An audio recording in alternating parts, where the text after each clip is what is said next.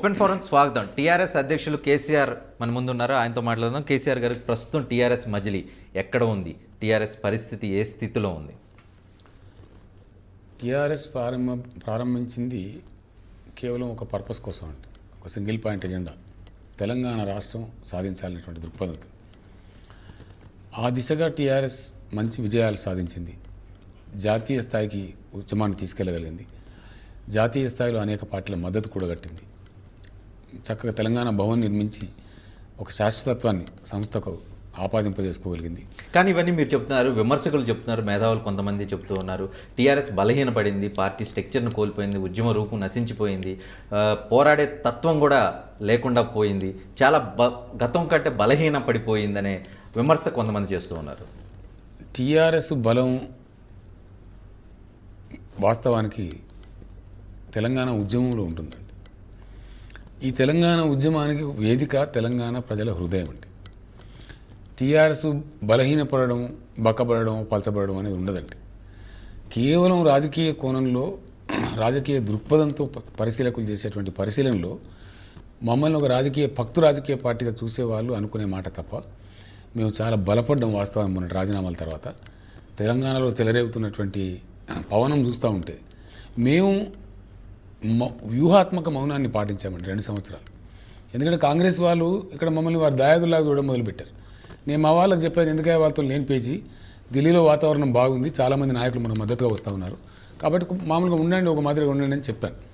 మేము వ్యూహాత్మకంగా పాటించిన మౌనాన్ని మేమేదో పలచబడట్టు బక్కబడట్టు చెప్తే, అయితే మీరు వ్యూహాత్మకంగా మౌనం పాటించలేదు, చాలా ఇప్పటివరకు ఎక్కువ మాట్లాడేస్తారు, ఇప్పుడు రియాలిటీలోకి వచ్చారు, రియాలిటీ మాటలు ఇప్పుడు మాట్లాడుతున్నారని కొంతమంది అంటూ. నేనేమంటున్నా అంటే, ఏది రియాలిటీ అనేది కేసీఆర్కి బాగా తెలుసండి. ఎప్పుడు ఏం చేయాలనో అప్పుడు అది చేసుకుంటూ మేము ముందుకు పోతాం. మాకంటూ ఒక పందా ఉంటుంది, ఒక పద్ధతి ఉంటుంది, భవిష్యత్తు దార్శనికత ఉంటుంది, మాకు ఒక విజన్ ఉంటుంది, ఒక పాత్ ఉంటుంది, ఆ మార్గంలో పోతూ ఉంటాం. ఎక్కడో ఉండేవాళ్ళు, వాళ్ళ లోతులు తెలియని వాళ్ళు, వాస్తవాలు తెలియని వాళ్ళు, వారికి వాళ్ళు ఆ విధంగా ఊహించుకుంటూ ఉంటారండి. సో టీఆర్ఎస్ని ఇప్పుడు ఏం చెప్తారు? ఎటువంటి రాజకీయ పార్టీ అంటారా, ఉద్యమ పార్టీ అంటారా, లాబింగ్ చేసే పార్టీ అంటారా? రాజకీయ పంధాలో పయనిస్తున్న ఉద్యమ సంస్థ అండి. నేను చాలాసార్లు చెప్పాను, మాది ఫక్తు రాజకీయ పార్టీ కాదు. మా రాజకీయ పార్టీ, అన్ని రాజకీయ పార్టీల ఎజెండా వేరే ఉంటుందండి. మా రాజకీయ పార్టీ ఒక ఇష్యూ బేస్డ్ పొలిటికల్ పార్టీ అండి. ఇది ఒక సమస్య ద్వారా ఉత్పన్నమైనటువంటి రాజకీయ పార్టీ. కాబట్టి మేము 2001లో నేను రాకముందు కూడా అనేక అనుమానాలు, అనేక ఆలోచనలు, ద్వైధీ భావాలు, అవుతుందా, ఉంటుందా, నిలబడగలుగుతుందా, సస్టైన్ చేస్తారా, ఈ భాష అంతా మాట్లాడేవారు. ఇప్పుడు కూడా అయ్యే మాటలు మాట్లాడితే మీరేం సమాధానం? నేనేమంటున్నా అంటే, తెలంగాణ వ్యతిరేకులు మమ్మల్ని చిన్నగా చేసి చూపించడానికి, ఈ అంశాన్ని వివాదాస్పదం చేయడానికి విశ్వ ప్రయత్నాలు వాళ్ళు చేస్తూనే ఉంటారండి. మా దారిలో మేము ఖచ్చితంగా చెక్కు చెదరని పట్టుదలతో, మొక్కవని ధైర్యంతో మేము ముందుకు కొనసాగుతున్నాం. మీరు బలవంతంగా రాజీనామాలు చేసేటటువంటి పరిస్థితి క్రియేట్ అయింది. అటువంటి పరిస్థితి వల్ల మాత్రమే మీరు రాజీనామాలు చేశారు, అది తెలంగాణ కోసం కాదు అనే అది మా వ్యతిరేకులు ఎవరైనా వాళ్ళ ఊపిసిపోకకు చెప్పుకుంటే నేను వాళ్ళకి సమాధానం చెప్పేది లేదండి. అవన్నీ పట్టించుకోము. మేము ఎందుకు చేసాము, ఎందుకు చేస్తామనేది మాకు వ్యూహం ఉంటుంది, ఒక పందా ఉంటుంది. అంతకుముందు ఏడాది ముందు చేసి ఉంటే ఇప్పటికీ అంటున్నారండి కాంగ్రెస్ వాళ్ళు. ఇప్పుడు ఏమంటున్నారు, తొందరపడిపోయినారేమో, వేచి ఉండాల్సిందేమో, తొందరపడిపోయారు, తొందరపడి రాజీనామాలు చేశారని. మాకు సరి అయినటువంటి రైప్ అండ్ టైం వచ్చిందండి. ఏ ప్రణబ్ ముఖర్జీ అయితే ఇక్కడ ఏఐసిసి సమావేశాల సందర్భంగా భారతీయ జనతా పార్టీ ఇటు చెప్పడం లేదు, అటు చెప్పడం లేదు, అది ప్రధాన ప్రతిపక్షం పార్లమెంట్లో, ఆ పార్టీ కనుక తన వైఖరి వెల్లడిస్తే నాకు గంటలు పట్టదు, క్షణాలు పట్టదు నివేదిక ఇవ్వడానికి అని చెప్పాడండి. ఆ పార్టీ వైఖరి వెల్లడించింది. ఆ పార్టీతో పాటు ఎన్డీఏ పక్షాల ముందుకు వచ్చాయి తెలంగాణకు మద్దతు చేయడానికి. ఇంకా మీకు ఏమిటి ఆటంకం అని నేను అడిగాను. అయితే 2.5 సంవత్సరాల పాటు మీరు కాంగ్రెస్ పార్టీతో చెల్లిమి చేశారు, ఎన్నికల్లో పోటీ చేశారు, దానికి బాధపడుతూ ఉన్నారా? 2.5 సంవత్సరాల కాంగ్రెస్ చెల్లిమి డెఫినెట్గా దెబ్బతిన్న వాళ్ళని బాధపడతాం కదండి. నేనే కాదండి, తెలంగాణ ప్రజల మనసులను నొచ్చుకుంది. ప్రొఫెసర్స్ అంతా చెప్పారండి, సోనియా గాంధీ గారికి నా ముందే చెప్పారు, అమ్మా మేము యూనివర్సిటీ టీచర్లము, మేము ఏ పార్టీ చెందిన వాళ్ళం కాదు, మీరు తెలంగాణ కోసం ముందుకు వచ్చారు కాబట్టి ఒక జాతీయ పార్టీ అండ దొరికిందనే సంతోషంతో మేము మీ పార్టీకి ప్రచారం చేశాం. 2004లో మీకు ఓట్లు వేయించాం పల్లె పల్లె తిరిగి, మీరు మాకు దయచేసి తెలంగాణ డెలివరీ చేయండి అని చెప్పి ప్రొఫెసర్ల బృందం వచ్చి అడిగారండి సోనియా గాంధీ గారిని. తెలంగాణ ప్రజల యొక్క హృదయం నొచ్చుకున్నదండి, ఒక కేసీఆర్ హృదయమే కాదు. ఇచ్చిన మాట తప్పితే నమ్మి మోసగిస్తే. కానీ మీరు అనేక సందర్భాల్లో సోనియా గాంధీని కలిశారు, బయటకు వచ్చిన ప్రతి సందర్భంలో సోనియా హామీ ఇచ్చారు, త్వరలో తెలంగాణ ఇవ్వబోతున్నారని అనేక సందర్భాల్లో మీరు చెప్పారు. అంటే అవన్నీ అబద్ధాలు అనుకోవాలి. నేను అనేది ఏంటంటే, మేము అడిగినప్పుడల్లా మేము పాజిటివ్గా ఉన్నాం, చేయాలని ఉన్నాం, తప్పకుండా చేయిస్తాం అని చెప్పారు కాబట్టి ఆశాజీవులం కాబట్టి ఆశపడతాం కదండి. ఒక ప్రధానమంత్రి, ఒక రాష్ట్రపతి నేను చెప్పడం కాదండి, మీకు ఇక్కడ ఒక విషయం చెప్పాలి. నేను డిసెంబరు ఆ సంవత్సరం గుర్తు మొత్తం మీద డిసెంబర్ మాసం అది నన్ను పిలిచి మీరు పోర్ట్ఫోలియో తీసుకోండి అని అడిగారండి. నేను చెప్పాను మీరు తెలంగాణ మీద ఏం మూవ్ చేయట్లేదు, ఇప్పటికి 7 మాసాలు గడిచిపోయింది, ఇంకెందుకు ఉండాలండి మేము యూపీఏలో, మేము ఇక్కడ ఢిల్లీలో వేలాడుతూ కూర్చోవడానికి రాలేదు, మేము ఒక 4 రోజుల్లో మేమే బయటికి పోదాం అనుకుంటున్నాం, అటువంటి వాళ్ళకి ఇంకా మాకు పోర్ట్ఫోలియో ఎందుకు వద్దని నేను చెప్పాను. అనగా లేదంటే ఒక కమిటీ చేద్దాం, ప్రజాస్వామ్యబద్ధంగా చేద్దాం, 10 పార్టీలని కాబట్టి 10 మందిని అడుగుదాం, వ్యవహారం చేద్దాం అన్నారు. ఓకే అన్న. ప్రణబ్ ముఖర్జీ కమిటీని నియమిస్తూ ప్రధానమంత్రి గారు యూపీఏ ఓపెన్ హౌస్ కండి, నేను ఒక్కని లేదు, నాకు రహస్యంగా గదిలో నా చెవిలో చెప్పలేదు, మొత్తం యూపీఏ భాగస్వామ్య పక్షాల ముందు ప్రధానమంత్రి గారు చెప్పారు ఈ కమిటీ 15 డేస్లో రిపోర్ట్ ఇస్తుంది. ఆ తర్వాత సునామీ వచ్చిందండి, ఆలస్యమైంది, దేశమంతా సునామీ మీద కాన్సన్ట్రేషన్ ఉండేది. ఆ తర్వాత నెల రోజులకి సోనియా గాంధీ గారు ఈ కమిటీని నియమిస్తూ వారిచ్చిన అఫీషియల్ ప్రకటన ఈ కమిటీ 8 వారాల్లో ఒక రిపోర్ట్ ఇస్తుంది. మేము 80 వారాలు ఓపిక పట్టామండి. 80 వారాల తర్వాత కూడా ఇంకా మాకు ఓపిక లేదంటే ఇది ప్రజలు అర్థం చేసుకోవాలంటే కాంగ్రెస్ పార్టీ ఉద్దేశపూర్వకంగా నాన్సుడితో అని వ్యవహరించి టీఆర్ఎస్ పార్టీని సైడ్ ట్రాక్లో పెట్టి అటువంటి ఇన్ఫ్లుయెన్స్ చేసే ప్రయత్నం చేసిందని అనిపించడం లేదు. డెఫినెట్గానండి మాకు అట్లాగా. ఎందుకంటే ఫైనల్గా వాళ్ళ యాక్ట్స్ చూస్తే దిగ్విజయ్ సింగ్ గారు మా ఇంటికి వచ్చి గతంలో మీరు 6 తీసుకున్నారు కదా రాష్ట్రంలో మంత్రి పదవులు, ఇప్పుడు 8 ఇప్పిస్తాను తీసుకోండి, పోర్ట్ఫోలియోలు కూడా మీరు నచ్చినవి అడగండి మీకు ఇస్తాం అంటే నేనన్నా దిగ్విజయ్ సింగ్ గారు are you going to repeat 1969? మీరు నన్ను మరో చెన్నారెడ్డి చేయదలుచుకున్నారా? ఉద్యమాన్ని 1969 లాగా మమ్మల్ని దగా చేయడానికి చేస్తున్నారా? మాకెందుకంటే పదవులు, దిక్కుమాలిన పదవులు అని చెప్పి ఉన్న 2 పదవులే కేంద్రంలో వదిలిపోతున్నాం, ఇంకా మాకు రాష్ట్రంలో ఎందుకు, మీ స్నేహం ఎందుకు అని ముఖం మీద కుండ బదులు కొట్టని చెప్పాను. అయితే కాంగ్రెస్ పార్టీ వైఖరి గురించి మీకు గతంలో అనేక మంది సలహాలు చెప్పిన వాళ్ళు ఉన్నారు, కానీ తెలిసి కాంగ్రెస్ పార్టీలో మీరు కాంగ్రెస్ పార్టీతో పొత్తు పెట్టుకొని మోసపోయినట్లు అది మీ బాధ్యత కాదా? ఇక్కడ ఒక విషయం తెలియాల్సిన అవసరం ఉందండి. 69లో ఉద్యమం జరిగినప్పుడు దాన్ని కాలరాచింది కాంగ్రెస్, దానిలో డౌట్ లేదు. తెలంగాణ వ్యతిరేకంగా ఉంది కాంగ్రెస్. కానీ 50 సంవత్సరాల తెలంగాణ ఉద్యమ చరిత్రలో ప్రప్రథమంగా కాంగ్రెస్ నాయకులు, కాంగ్రెస్ పార్టీ వారు ముందుకు వచ్చారు. ఎం సత్యనారాయణరావు గారు పెద్ద మనిషి ఉంటాడండి, అప్పుడు ఆయన పీసీసీ ప్రెసిడెంట్ ఉండేవాడు. నేను టీఆర్ఎస్ ప్రారంభించిన తర్వాత వారు చెప్పిన మాటలు ఏంటంటే, ఇది మేము పెట్టిన పుట్ట, దీనిలో కేసీఆర్ పావులాగా వచ్చిండు, తెలంగాణ అంశం మాది, మేమే దీనికి ఓనర్స్ అని చెప్పి ఆయన చెప్పేవాడు. మా దగ్గర క్లిప్పింగ్స్ ఉన్నాయి, టీవీ బైట్స్ కూడా ఉన్నాయండి. ఆయన మాట్లాడి అవన్నీ చూపెట్టబోతామంటారు ప్రజలకు, ఎవరెవరు ఏం మాట్లాడారు, ఆనాటి పీసీసీ ప్రెసిడెంట్ ఏం మాట్లాడు, ఎలక్షన్ టైంలో ఉన్న పీసీసీ ప్రెసిడెంట్ ఏం మాట్లాడు, ఈ పీసీసీ ప్రెసిడెంట్ ఏం మాట్లాడుతున్నాడు. ఎందుకంటే వాళ్ళు టీసీఎల్ఎఫ్ పెట్టారండి. టీఆర్సీసీసీ అనే ఒక సంస్థను సోనియా గాంధీ గారు అపాయింట్ చేశారండి.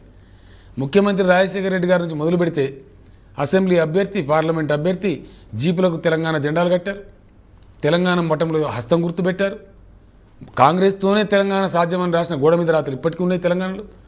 సోనియా గాంధీ గారు కూడా తెలంగాణ పటం ముద్రించున్న ఈ కండువా వేసుకొని నాతో పాటు నిజామాబాద్ సభలో ప్రసంగించారండి.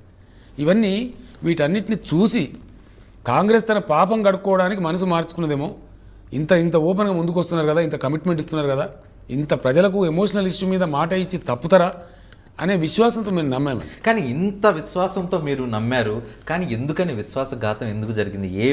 ఏ విషయం దగ్గర జరిగి ఉంటుంది అంటారు? వైఎస్ రాజశేఖర రెడ్డి ముఖ్యమంత్రి ఇన్ఫ్లుయెన్స్ చేశారా సోనియా గాంధీని, లేకపోతే వేరే కారణాలు ఏమన్నా ఉన్నాయా? ఆ కారణాల మీమాంసలకు నేను పోదలుచుకోలేదండి. నా సలహా అయితే ఓపెన్ ఫోరం, మీ దగ్గర చాలామంది వస్తుంటారు కాంగ్రెస్ నాయకులు, మీరు వారిని అడిగితే బెటర్. ఇది ఎందుకు చేశారు వారి ద్రోహం, ఎందుకు మోసం చేశారు, ఎందుకు ఇచ్చిన మాట తప్పారు అనే మాట ఏదైనా సమయంలో రజనీకాంత్ గారు ఐ రిక్వెస్ట్ యూ పర్సనల్ అంటే వారిని అడగండి. అంటే మీరు కేసీఆర్గా సోనియా గాంధీతో అందరికంటే కాంగ్రెస్ నేతల కంటే ఎక్కువ ఇంటరాక్ట్ అవుతుంటారు, ఎక్కువ నమ్మారు. అటువంటి నమ్మిన మీరు ఎందుకని సోనియా గాంధీ ఫ్లేట్ ఫిరాయించడానికి కారణం ఏమై ఉంటుంది? అది వారికే తెలియాలని నిజంగా నేను ఒక్క మాట మాత్రం చెప్తానండి. ఈరోజు నేను నెక్స్ట్ జనరల్ ఎలక్షన్ తర్వాత కూడా మళ్ళీ మీ ఓపెన్ ఫోరంకి డెఫినెట్గా వస్తాను, మీతో కలుస్తాను. ఒక మాట మాత్రం నేను గట్టిగా గ్యారంటీగా నమ్మకంగా చెప్పగలను, Congress party will pay very very heavy price. Congress party భారీ మూల్యం చెల్లించక తప్పదు. ఆ తర్వాత రిపెంట్ అవుతారు వాళ్ళు. ఇంత పెద్ద మిస్టేక్ వాళ్ళు చేసి, ఇంత కాస్ట్లీ మిస్టేక్ వాళ్ళు చేస్తారని నేను కల్లో కూడా అనుకోలేదండి. కానీ మీరే అనేక సందర్భాల్లో చెప్పారు సోనియా గాంధీ దేవత వరాలు ఇచ్చే దేవత, ఇవన్నీ చెప్పారు. ఎందుకని దేవత ఒక్కసారి నేను చెప్పానని మీరు అంటున్నారండి. నేను సౌజన్యంతో చెప్పాను. దాన్ని కూడా వాళ్ళు కనీసం అర్థం చేసుకోలేదంటే మేము ఎంత ఎమోషనల్గా వాళ్ళని నమ్మామనేది. అందుకే ఈరోజు మాకు దుఃఖం కలిగేది. కానీ తెలంగాణ అంశం అనేది ఒక దేవత ఇస్తే సరిపోదు, ఒక ఎవరో తలుచుకుంటే అయ్యేది కాదు. కానీ ఇటువంటి సున్నితమైన క్లిష్టమైన అంశాన్ని కేవలం ఒక వ్యక్తి చేతిలో పెట్టడం అది ఎంతవరకు కరెక్ట్? ఇప్పుడు ఆమె చేతిలోనే ఉందండి. ముఖ్యమంత్రి రోజు స్టేట్మెంట్ మీరు చూస్తారు, ఆంధ్ర తెలంగాణ కాంగ్రెస్ నాయకుల ప్రతిరోజు స్టేట్మెంట్లు మీరు చూస్తారు. మా నాయకురాల చేతిలో పెట్టాం, ఆమె నిర్ణయం శిరోధార్యం అని వాళ్ళు చెప్తారు. దిగ్విజయ్ సింగ్ గారు చెప్తారు, ప్రణబ్ ముఖర్జీ గారు చెప్తారు, మా చేతిలో ఏముంది రావు గారు, ఆమె కదా అంతిమంగా నిర్ణయం చేయాల్సింది. మన్మోహన్ సింగ్ గారు అన్నారండి నాతో, hour great leader has to take a decision అని చెప్పి. సో అందరూ కూడా ఆమెనే చెప్పారు, అందరూ ఆమెను నమ్మారు, మాకు ఆమెను విశ్వాసం ఇచ్చింది. కాబట్టి ఇప్పుడు ఆమె చేస్తాను కూడా అయిపోతుంది తెలంగాణ, అసలు ఆటంకమే లేదు. ఒక్క కాంగ్రెస్ పార్టీ మెంటల్ బ్లాక్ వల్లనే ఈరోజు రాలేదండి. డెఫినెట్గా నేను చెప్పడం కాదు, ఈ మాట శరద్ పవార్ చెప్పారు, జార్జ్ ఫెర్నాండెస్ చెప్పారు ఇటీవల హైదరాబాద్ వచ్చినప్పుడు. నేను కేసీఆర్ ఒక్కనే చెప్పడం లేదండి. సో ఇటువంటి పరిస్థితుల తర్వాత టీఆర్ఎస్ భవిష్యత్తు, తెలంగాణ ఉద్యమ భవిష్యత్తు ఏ రకంగా ఉండబోతుంది? అద్భుతంగా ఉంటుందండి. నేను చెప్పాను కదా ఇందాక, సిద్దిపేట సభ కోసం మామూలుగా మేము డబ్బులు పెద్ద ఖర్చు పెట్టమంటే మాకు వాలంటరీగా వచ్చే జనాలు ఎక్కువ ఉంటారు. కొంత మేరకు మేము ఒక లెవెల్ వరకు మేము ఆర్గనైజ్ చేస్తాం, క్యాడర్ రావడానికి కొద్దిగా గొప్ప వాహనాలు సమకూర్చి పెడతాం తప్ప ఎప్పుడు కూడా టీఆర్ఎస్ సభలో గత చూసినా రేపు చూడబోతున్నా వాలంటరీ పార్టిసిపేషన్ ఎక్కువ ఉంటుందండి. మీరు చూడబోతారు ఏ విధంగా ఎంత ప్రచండంగా మేము ముందుకు సాగుతామో ఈరోజు తేలిపోయిందండి. మీకు ఇంకో మాట చెప్పాలి రజనీకాంత్ గారు, ఇక్కడ 2001 నుంచి 2004 వరకు సాగిన ప్రస్థానంలో కాంగ్రెస్ పార్టీ ఎవ్రీడే నన్ను కన్ఫ్రంట్ చేసేదండి. నన్ను కేసీఆర్ చంద్రబాబు నాయుడు ఏజెంట్ అన్నారండి ఇదే కాంగ్రెస్ నాయకుడు. ఇదే కాంగ్రెస్ ఇన్ఛార్జ్, ఆనాటి AICC incharge mister Vayalar Ravi, ఇప్పుడు ఆయన కేంద్రంలో మంత్రిగా ఉన్నారు. ఆయన అన్నారు, ఈయన వల్ల ఏమవుతుంది తెలంగాణ, మా వల్ల అవుతుంది. ఈయన అసలు Chandrababu Naidu agent, Chandrababu Naidu planted organization, ఇవన్నీ ప్రజల మననంలో ఉన్నాయండి, ప్రజలు మర్చిపోలేదు. రోజు మమ్మల్ని కన్ఫ్రంట్ చేసి ఆ రోజు కొంత ప్రజల్ని డైల్యూట్ చేశారండి. కానీ ఈరోజు తెలంగాణ ప్రజలకి స్పష్టంగా తెలిపోయింది, తెలంగాణ కోసం నిండైన మనసుతోని త్యాగాలతోని పోరాటం చేసే ఏకైక సంస్థ టీఆర్ఎస్ మాత్రం. కొంతమంది చెప్తూ ఉన్నారు కేసీఆర్ 2 మీటింగ్స్ ఆర్గనైజ్ చేస్తారు, ఒక రథయాత్ర చేస్తారు, ఒక 2 నెలలు ఉద్యమం చేస్తారు, ఆ తర్వాత చప్పబడిపోతుంది మొత్తం. తెలంగాణ ఉద్యమం అనేది ఆ తర్వాత అందరూ చాలా లైట్గా తీసుకునే వ్యవహారంగా మారిపోతుందని. ఇది పాపం తెలంగాణ వ్యతిరేక జీవులు ఆశపడేటువంటి ఉబుస్పోక విషయం అండి, అంతకుమించి లేదు. వాళ్ళకి ఆశ ఉండొచ్చు కానీ వాళ్ళు నిరాశకు గురిగాక తప్పదు. ఎన్ని రోజులు లాక్కు వెళ్తారు కేసీఆర్ తెలంగాణ ఉద్యమాన్ని? ఇది తెలంగాణ వచ్చే వరకు లాక్కు వెళ్తారండి కేసీఆర్. తెలంగాణ ఎప్పటి లోపల వస్తుంది? ఎప్పుడొస్తే అప్పటిదాకా పోరాడతామండి, వచ్చే వరకు పోరాడతాం. కొంతమంది అంటున్నారు తెలంగాణ రావటం అనేది ఒక కళ, ఆ కళ ప్రాక్టికల్గా సాధ్యం కాదు, కేవలం కళగానే మిగిలిపోతుంది. డెఫినెట్గా తెలంగాణ కళ సాకారం అవుతుంది. నా బొందిలో ప్రాణమున్నంత వరకు ఎట్టి పరిస్థితుల్లో పోనివ్వం.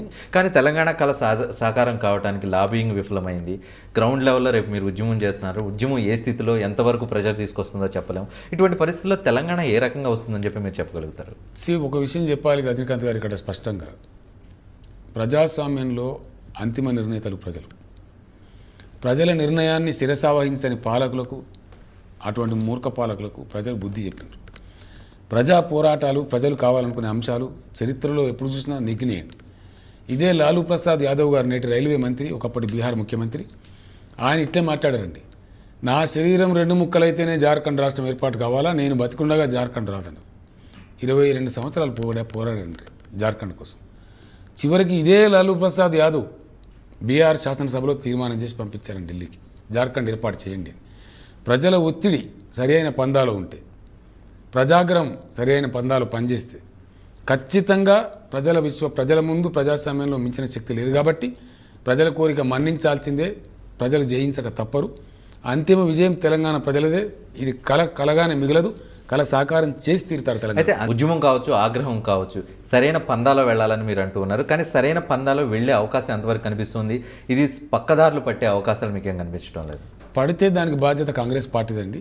మేము హింసను ప్రమోట్ చేయం. మా 5 సంవత్సరాల ఆచరణ తెరిచిన పుస్తకంలాగా ప్రజల ముందు ఉంది. గతంలో మమ్మల్ని ఇంత కవ్వించినా, ఇంత ఆవేశపరిచినా మేము ఆవేశానికి లోన్ కాలేదు. కానీ ఇప్పుడు జరిగినటువంటి ఈ ప్రాసెస్లో జరిగిన మోసానికి ఎక్కడైనా కొంత యువతో వాళ్ళు వీళ్ళు కొన్ని ఘటనలకు పాల్పడితే అందుకు మాది కాదు బాధ్యత. డెఫినెట్గా అది కాంగ్రెస్ పార్టీదే బాధ్యత. తెలంగాణ అభివృద్ధి గురించి ప్రకటనలు, ఈ ప్రకటనలు డామినేట్ చేసి ఉద్యమం తగ్గిపోయే అవకాశం మీకు ఏం కనిపించింది? ఇక్కడ 2 పాయింట్లు చెప్పాలండి. ఈనాడు కాంగ్రెస్ నాయకులు చెప్తున్న దానికంటే ఇంకా 4 రెట్లు ఇంకా పెద్ద గొంతు పెట్టుకొని చంద్రబాబు నాయుడు ఉదరగొట్టాడు. ప్రజలు ఏం తీర్పు చెప్పారో మనం చూసాం. భారతదేశ స్వతంత్ర పోరాటం జరుగుతున్నప్పుడు కొంతమంది సచ్చు సన్నాసులు బ్రిటిష్ వాళ్ళు బాగా డెవలప్ చేస్తున్నారు కదా, రైల్వే లైన్లు వేస్తున్నారు, పోస్ట్ ఆఫీసులు పెడుతున్నారు, టెలిఫోన్లు పెడుతున్నారు, మనకు పరిపాలన రాదు కదా అని మాట్లాడిన వాళ్ళు కూడా ఉన్నారండి. ఆగిందండి స్వతంత్ర పోరాటం. అభివృద్ధి అనేది స్వేచ్ఛ స్వాతంత్రాలకు ప్రత్యామ్నాయం కాదండి. అభివృద్ధి అనేది ఒక అంశం మాత్రమే. తెలంగాణ ఉద్యమం ఒక అభివృద్ధి చుట్టే లేదండి. అభివృద్ధి చుట్టే ఉందని అనుకుంటే పొరపాటు. కాబట్టి తెలంగాణ అంశంలో అనేక విషయాలని, ఆత్మగౌరవం ఉంది, స్వేచ్ఛా స్వాతంత్రం ఉంది, స్వయం పాలన ఉంది, తెలంగాణ వనరులు తెలంగాణకే దక్కాలన్నటువంటి అభిలాష ఉంది. ఒక అభివృద్ధి కాదండి. మీ ఉద్యమం ఏ రూపంలో ఉంటుంది, ఏ రకమైన పద్ధతుల్లో ఉంటుంది, దీని ఏ అంశాలు టార్గెట్గా ఉంటాయి? మేమిప్పుడు చక్కగా కూర్చుని పనిచేసుకోవడానికి, మా వాళ్ళకి శిక్షణ ఇచ్చుకోవడానికి చక్కటి తెలంగాణ భవన్ నిర్మించుకున్నామండి. అక్కడ దాదాపు 40-50 వేల మందికి నిరంతర శిక్షణ కార్యక్రమం 300-400 బ్యాచీలుగా బ్రహ్మాండంగా నియోజకవర్గానికి 300 మందిని ట్రైన్ చేయాలనుకున్నాం. వాళ్ళందరినీ కూడా శిక్షణ ఇస్తూ ఉంటారు మా మేధావులు. అదొక పక్క జరుగుతుంది. మేధావుల టీంలన్నీ బయలుదేరుతామండి, కళా బృందాలన్నీ బయలుదేరుతాయండి, కేసీఆర్ మండల పర్యటనలు ఉంటాయండి, నియోజకవర్గాలకు పరిమితమైనటువంటి నాయకులు నియోజకవర్గాలు చేయాల్సిన కార్యక్రమాలకు రూపకల్పన జరుగుతుందండి. ఉద్యమ పోరాట రూపాలు ఏ విధంగా ఉండాలా, ప్రొజెక్షన్ ఏ విధంగా ఉండాలా అనే దానికోసం ఇప్పుడు మా మేధోమదనం జరుగుతున్నది. మా మేధావులంతా వర్కౌట్ చేస్తూ ఉన్నారు. ఆ ప్లాన్ను బ్రహ్మాండంగా పటిష్టంగా ఇంప్లిమెంట్ చేయబోతాం. సమైక్యాంధ్రలో ఒక తెలంగాణ పోరాటం చేస్తున్న ఒక నాయకుడిగా, ఒక కార్యకర్తగా తెలంగాణ అనేది సాధ్యమవుతుందా? 100% సాధ్యమవుతుందండి. మీరు త్వరలోనే చూడబోతారు. జాతీయ స్థాయిలో ఇంతటి యాక్సెప్టెన్స్ వచ్చిన తర్వాత, ఇన్ని పార్టీలు సానుకూల వైఖరి ప్రదర్శించిన తర్వాత, ఈరోజు కేవలం ఒకే ఒక్క కాంగ్రెస్ పార్టీ వల్ల తెలంగాణ రావడం లేదు. అది ప్రజలు రియలైజ్ అయ్యారు. ఎవరికి ఏ స్థానం ఇవ్వాలో ఇస్తారు. దేశంలో ఈనాడు మోనోలిథిక్ అప్రోచ్ లేదు, మోనోపాలిస్ లేవు. ఇది సంకీర్ణ రాజకీయ యుగం. సంకీర్ణ రాజకీయ యుగంలో ఏదైనా పాసిబులే. సో కాంగ్రెస్ మోసాన్ని చూశారు. రేపు మరోవైపు నుంచి బీజేపీ మీతో మైత్రి చేయడానికి కూడా సిద్ధంగా ఉంది. బీజేపీ మీతో కలిసి వస్తే ఉద్యమాల్లో పాల్గొనడానికి కూడా సిద్ధంగా ఉంది. ఆ వైపు మీరు ఎంతవరకు ఆలోచన చేసే అవకాశం కనిపిస్తుంది? ఇప్పటికిప్పుడు మేము ఎవరితో కలిసి పనిచేయమండి. ఎవరికి వాళ్ళు పనిచేస్తాం. బీజేపీ తన చిత్తశుద్ధి ఉంటే తెలంగాణ కోసం వాళ్ళుగా వాళ్ళని పనిచేయనివ్వండి. భవిష్యత్తులో రాబోయే రోజుల్లో పరిణామక్రమం ఎట్లా ఉంటుందో చూద్దాం. మేమే చాలా శక్తివంతులం. We're the second largest political party in Telangana. We have that strength. మాకు ఆ కెపాసిటీ ఉంది, ఆ ధైర్యం ఉంది, ఆ నైపుణ్యం ఉంది, వ్యూహరచన చాతుర్యం ఉంది.